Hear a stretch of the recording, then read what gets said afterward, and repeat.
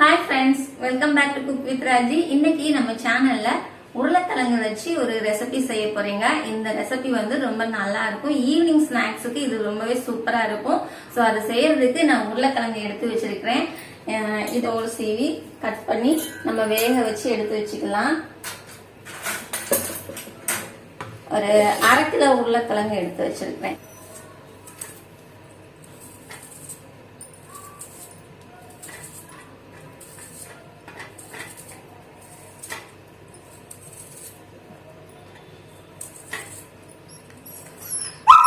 உருளைக்கிழங்கெல்லாம் தோல் சீவியாச்சுங்க. தோல் சீவிட்டு இந்த மாதிரி கட் பண்ணி எடுத்து வச்சுக்கலாம். அதுக்குள்ள தொண்டையில கிச்சு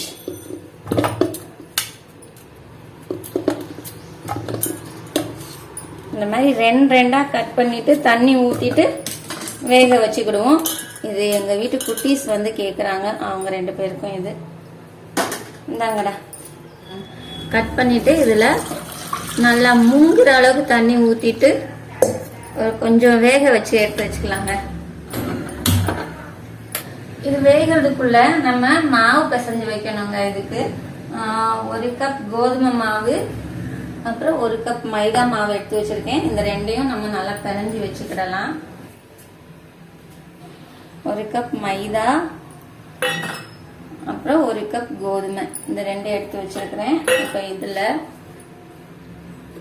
இதுல கொஞ்சமா உப்பு போட்டுக்கலாங்க, தேவைக்கு, ரொம்ப வேண்டாம். அப்புறமா கொஞ்சமா அவ்வளவுதான் எண்ணெய், சமையல் எண்ணெய். நீங்க எந்த எண்ணெய் யூஸ் பண்றீங்களோ, சமையல் எண்ணெய் நீங்க எந்த எண்ணெய் யூஸ் பண்றீங்களோ அதை சேர்த்துக்கலாம். சேர்த்துட்டு இது நல்லா மிக்ஸ் பண்ணிக்கலாம். மிக்ஸ் பண்ணிட்டு இதுல கொஞ்சமா தண்ணி ஊத்திக்கலாங்க. தண்ணி ரொம்ப ஊத்திடாதீங்க, கொஞ்சம் கொஞ்சமா தேவைக்கு தெளிச்சு பிணைஞ்சுக்கோங்க. நம்ம சப்பாத்திக்கு பிணைவோம்ல அந்த மாதிரி ரொம்ப கட்டியாவும் இருக்கக்கூடாது, ரொம்ப தண்ணியாவும் இருக்கக்கூடாது. சப்பாத்தி நம்ம எந்த பதம் பிணைறோமோ அப்படி பிணைஞ்சு வச்சுக்கோங்க.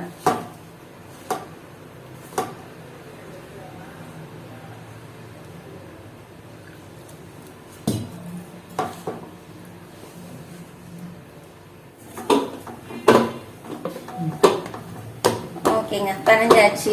இப்ப இந்த அளவுக்கு வந்தா போதும் பாருங்க. தொட்டா அமுங்கணும், கையிலையும் ஒட்டக்கூடாது, இந்த அளவுல இருக்கணும். இப்ப இத வந்து ஒரு 1/2 மணி நேரம் அப்படியே மூடி வச்சிடலாம். அதுக்குள்ள நம்ம மத்த வேலை இருக்கு, அதை பாத்திரலாம். ஓகே, இது ஒரு 1/2 மணி நேரம் இருக்கட்டும். நம்ம அதுக்குள்ள இந்த கருவேப்பிலை, மல்லிச்செடி, அப்புறம் வெங்காயம், கொஞ்சமா மிளகாய், இதெல்லாம் கட் பண்ணி எடுத்து வச்சுக்கலாம். 2 வெங்காயம் எடுத்து வச்சிருக்கேங்க, இந்த சைஸ்ல 2 வெங்காயம், அப்புறம் ஒரு கொத்து கருவேப்பிலை, இது ஒரு கொத்து மல்லிச்செடி, அவ்வளவுதான். மல்லிச்செடி கொஞ்சமா தான் எடுத்து வச்சிருக்கிறேன். இதெல்லாம் அதுக்குள்ள உருளைக்கிழங்கு வெந்துருச்சான்னு பாத்திரலாம்.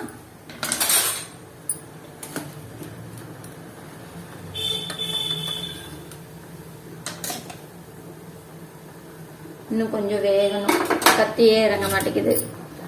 வேகட்டும், அது வரைக்கும் நம்ம இதை நறுக்கி வச்சிடலாம். தோலெல்லாம் சீவிட்டு ரொம்ப நல்லா பொடி பொடியா நறுக்கணுங்க, பெருசு பெருசா நறுக்கிடக்கூடாது. நான் இப்ப நறுக்கி காட்டுறேன் பாருங்க எந்த அளவுக்கு நறுக்கணும்னு.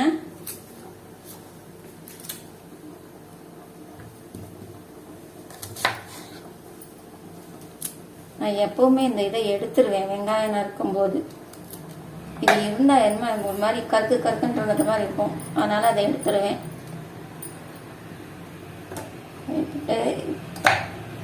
நல்ல பொடியா இருக்கணுங்க வெங்காயம்.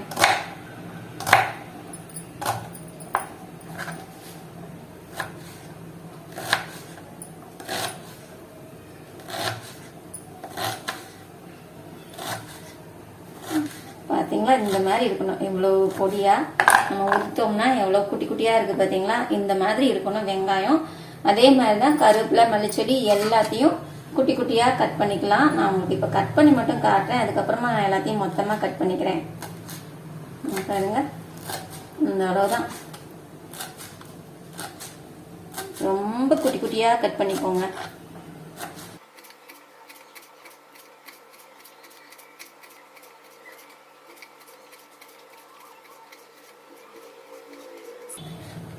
இதே மாதிரி தாங்க கருவேப்பிலையும் இந்த வெங்காயத்தை நறுக்கிக்கலாம். என்னடா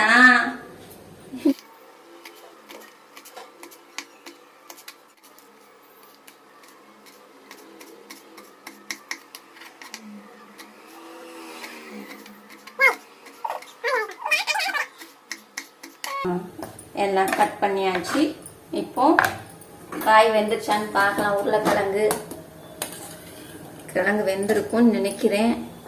வெந்துருச்சுங்க. இந்த அளவுக்கு வெந்தா போதும். ஸ்டவ் ஆஃப் பண்ணிடலாம். ஆஃப் பண்ணிட்டு இது கொஞ்சம் ஆறட்டும். அதுக்குள்ள இங்க முதல்ல கிளீன் பண்ணிக்கலாம். எல்லாம் நறுக்கியாச்சு. இப்போ நம்ம கொஞ்சமா சீரகமும் அப்புறம் கொஞ்சம் சோம்பு இந்த ரெண்டையும் லைட்டா பவுடர் பண்ணிக்கலாம். முழுசா போடுறதை விட பவுடர் பண்ணி போட்டா நல்லா சூப்பரா இருக்கும். அந்த நம்ம சாப்பிடும் போது பல்லுல இது மாட்டாது, நல்லா இருக்கும். இது மட்டும் நான் அரைச்சிட்டு வந்துடுறேன். இந்த அளவுக்கு அரைச்சா போதுங்க. நல்ல கம கமன்னு இருக்கு. ஏன்னா நம்ம முழுசா போட்டாலும் இந்த அளவுக்கு நல்ல மனமா இருக்காது.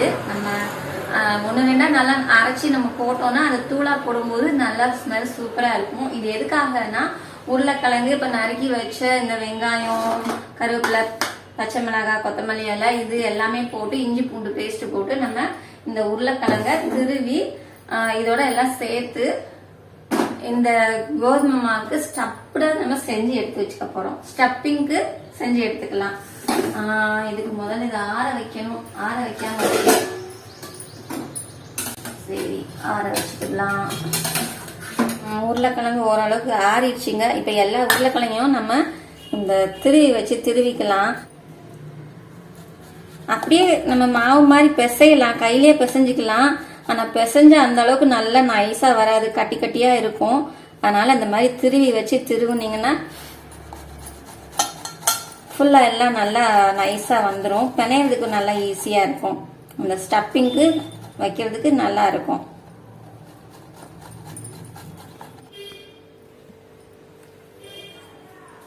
அவ்வளோதாங்க. பாருங்க திருவவும் எவ்வளோ நல்லா நைஸாக வந்திருக்கு. ஸோ இது கூட நம்ம இந்த நறுக்கி வச்ச இந்த இதெல்லாம் போட்டுக்கலாம்.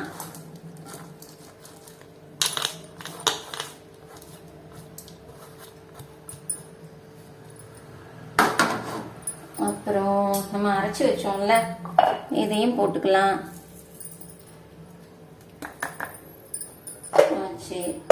இது கூட கொஞ்சம் இஞ்சி பூண்டு பேஸ்ட், தேவைக்கு உப்பு. இஞ்சி பூண்டு பேஸ்ட் எடுத்துருக்கேங்க. இஞ்சி பூண்டு பேஸ்ட் ஒரு 2 ஸ்பூன் அளவுக்கு போட்டுக்கலாம். நான் எடுக்கும் போதே நிறைய வந்திருக்கு. அப்புறம் உப்பு கொஞ்சமா அரை ஸ்பூன் இல்ல, இதுக்கு தேவையான அளவுக்கு உப்பு போட்டு தண்ணி ஊத்தாம நல்லா பிணைஞ்சுக்கணுங்க. தேவைப்பட்டா கொஞ்சம் கார்ன்ஃபிளவர் மாவு ஆட் பண்ணிக்கலாம், ரொம்ப தண்ணியா இருந்ததுன்னா.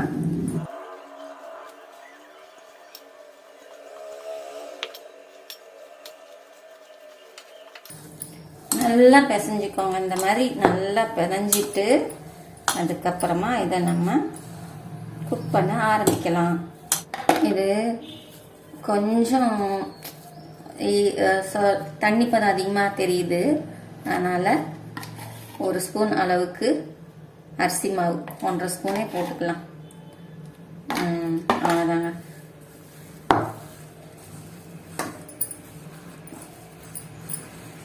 ரொம்ப வேண்டாம், லைட்டா, ரொம்பவும் கட்டி ஆயிடக்கூடாது. கலருக்கு கொஞ்சமா மஞ்சத்தூள் சேர்த்துக்கலாங்க. இது வந்து ஆப்ஷனல் தான், வேண்டாம்னா ஸ்கிப் பண்ணிக்கலாம். ரொம்ப கம்மியா தான் போட்டிருக்கிறேன், ரொம்ப எல்லாம் சேர்க்கல. மாவு இப்போ ஸ்டப்பிங்க்கு உருளைக்கிழங்கு ரெடி பண்ணி வச்சாச்சு. அடுத்து நம்ம மாவு பிசைஞ்சோம்ல, அது ஊறி இருக்கும்ல, இதை எடுத்துக்கலாம். இதை எடுத்துட்டு இன்னொரு தடவை நல்லா பிசைஞ்சுக்கலாங்க. இன்னொரு தடவை நல்லா பிசையும் போது இன்னும் நல்லா சாஃப்டாக வரும். அவ்வளோதான். இப்போ இதை ஒரு 3 உருண்டையாக பிரித்து எடுத்துக்கலாம்.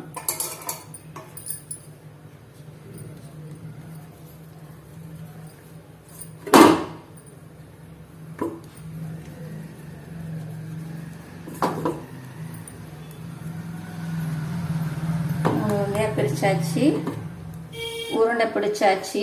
இந்த உருண்டையை இப்போ நம்ம சப்பாத்தி கல்லை வச்சு இந்த தேய்க்கிற பலகையில் வச்சு நம்ம இதை தேய்ச்சிக்கிடலாம்.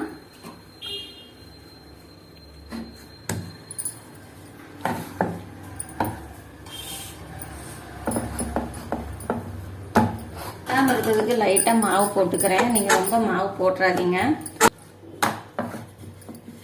நான் இந்த சப்பாத்தி பலகையில் வச்சு தேய்க்கவே மாட்டேங்க. இது எனக்கு இந்த பலகையில் வச்சு தேய்ச்சி பழக்கமே இல்லை. காய் நறுக்கிறதுல வச்சு தான் தேய்ப்பேன். இன்னைக்கு இது ரவுண்டாக நல்லா கரெக்டாக ரவுண்டாக இந்த அளவுக்கு ஸ்ப்ரெட்டாக நல்லா வரணுங்கிறதுக்காக இதில் வச்சு தேய்க்கிறேன். அவ்வளோதான். தப்பாக யாரும் எடுத்துக்காதீங்க, ஏன்னா சப்பாத்தி தேய்க்க தெரிலன்னு.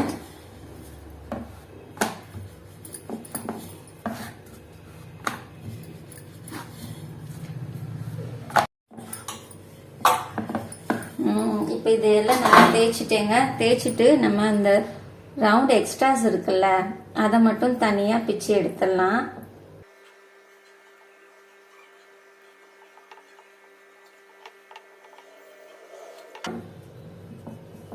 நல்லா அழகாக நல்லா ரவுண்டாக இருக்கிற மாதிரி பார்த்துக்கோங்க. சின்னதாக ஒரு டம்ளர் இப்படி சென்டரில் வச்சுக்கலாம். வச்சுட்டு நம்ம இந்த ஸ்டப்பிங்க்கு உருளைக்கிழங்கு எடுத்து வச்சுருக்கோம்ல, இதை எல்லா பக்கமுமே இப்படி ப்ரெஸ் பண்ணிக்கோங்க.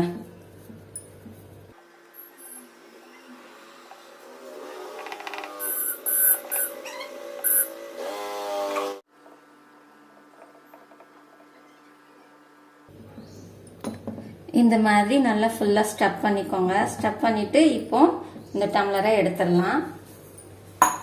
எடுத்துட்டு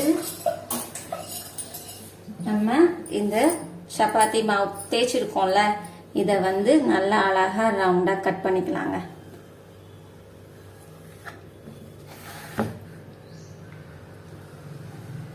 இந்த மாதிரி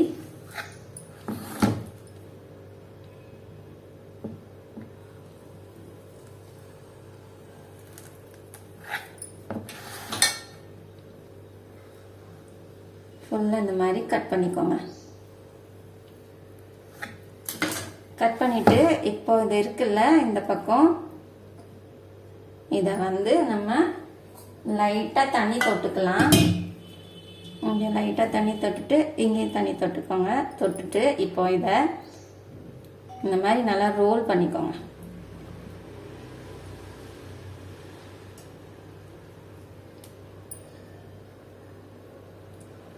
ரோல் இப்படி நல்லா அழகா இருக்கா?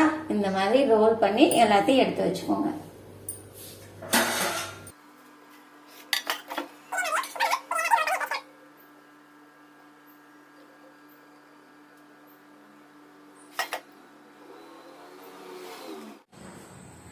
எல்லாத்தையும் ரோல் பண்ணியாச்சுங்க. இருக்கிற மாவு எல்லாத்தையும் இந்த மாதிரி ரோல் பண்ணி வச்சுட்டு நம்ம இப்ப இதை எண்ணெயை காய்ச்சி எண்ணெய்க்குள்ள போட்டு பொரிச்சு எடுக்கணுங்க.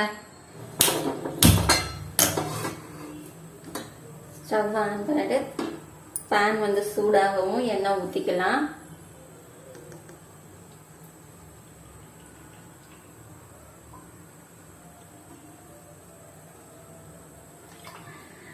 எண்ணெய் சூடாயிடுச்சுங்க. இப்ப எல்லாம் ஒன்னொன்னா போட ஆரம்பிச்சிடலாம்.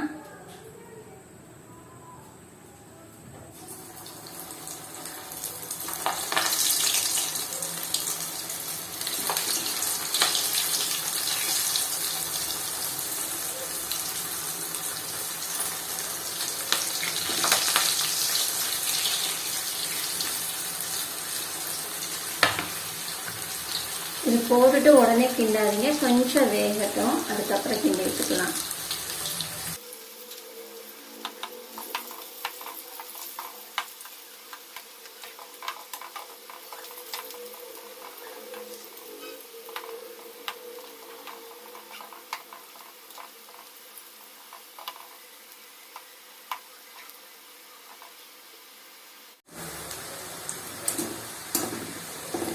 போதுங்க, இந்த அளவுக்கு வெந்தா போதுங்க. இப்போ இதை எடுத்துடலாம்.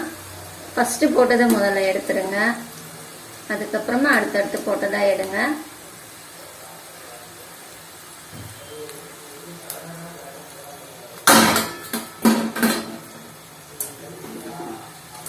ஸ்டவ் சிம்ல வச்சுக்கோங்க, அப்பதான் நல்லா உள்ள வரைக்கும் வேகும். ஹைல வச்சா வெளியே கருகிரும், உள்ள வேகாது. அதனால ஸ்டவ் நீங்க சிம்ல வச்சே பண்ணுங்க.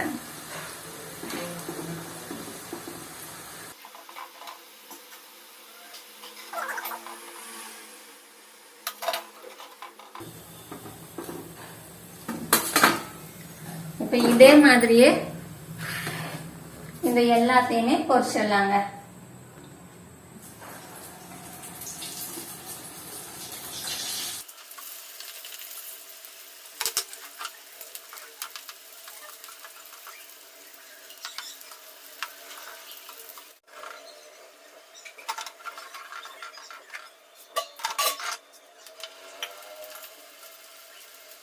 ஸ்டஃப்டு பொட்டேட்டோ ரோல் ரெடிங்க. பார்க்கவும் சூப்பராக இருக்குது, டேஸ்ட்டும் ரொம்பவே சூப்பராக இருக்கும். இதை நம்ம சாப்பிட்டு டேஸ்ட் பார்த்துடலாம். இதுக்கு வந்து நம்ம எதில் தொட்டு சாப்பிடணும்னா தக்காளி டொமேட்டோ சாஸில் தொட்டு சாப்பிட்டா சூப்பராக இருக்குங்க. டொமேட்டோ சாஸ் ஊற்றி சாப்பிட்டு பார்த்துடலாம்.